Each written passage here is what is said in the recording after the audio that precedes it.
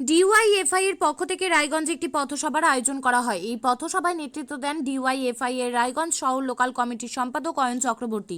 DYFI এর রায়গঞ্জ শহর local কমিটির সম্পাদক অয়ন চক্রবর্তী বলেন, আজকের এই পথসভার কারণ হলো আগামী 4 ও 5ই ফেব্রুয়ারি ডিওয়াইএফআই এর উত্তর দিনাজপুর জেলা কমিটির সম্মেলন অনুষ্ঠিত হবে কালিয়াগঞ্জে। সেই সম্মেলনকে সাফল্যমণ্ডিত করতে আজ রায়গঞ্জ শহরে পথসভা করছি।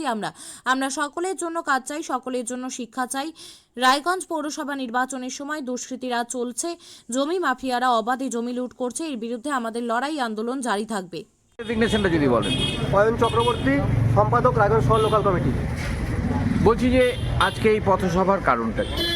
আজকে এই পথসভার কারণ হচ্ছে আগামী 4 ও 5ই ফেব্রুয়ারি আমাদের ডিওয়াইএফআই উত্তর দিনাজপুর জেলা কমিটির সম্মেলন অনুষ্ঠিত হতে চলেছে কালিয়াগঞ্জ শহরে।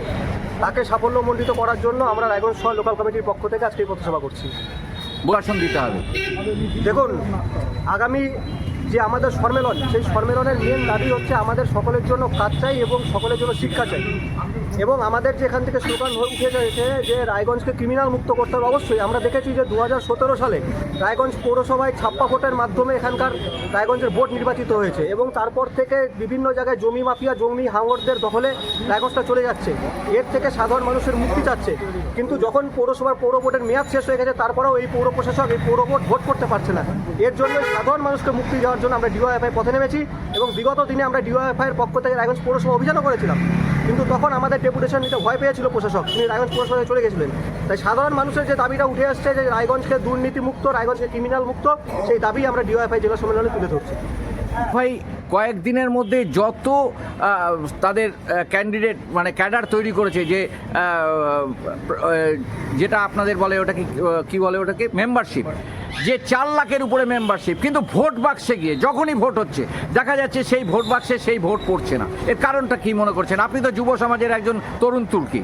দেখুন, বুদ্ধদেব ভট্টাচার্যের বইমেলায় যে বিক্রি হচ্ছে সেটা একটা আমাদের সাফল্য না, সেটা বুদ্ধদেব ভট্টাচার্যের ব্যক্তিগত একটা করিসীমা যাকে বলতে চান, এবং তার যে রাজ্য চালানোর একটা পরিমাপ, তার পরিপ্রেক্ষিতেই মানুষের চাহিদার মতনই এই বইগুলো বিক্রি হচ্ছে। এবং আমাদের যে এই রাজ্যে সবথেকে বেশি যুব মেম্বারশিপ, আমরা প্রত্যেক মানুষের দোরগোড়ায় গিয়ে মেম্বারশিপের জন্য আবেদন করেছি, সদস্য পদের জন্য আবেদন করেছি, এবং তার ফলেই মানুষ আমাদেরকে সাড়া দিয়েছে এবং সাড়া দিয়ে আমাদের সদস্যপদ গ্রহণ করেছে।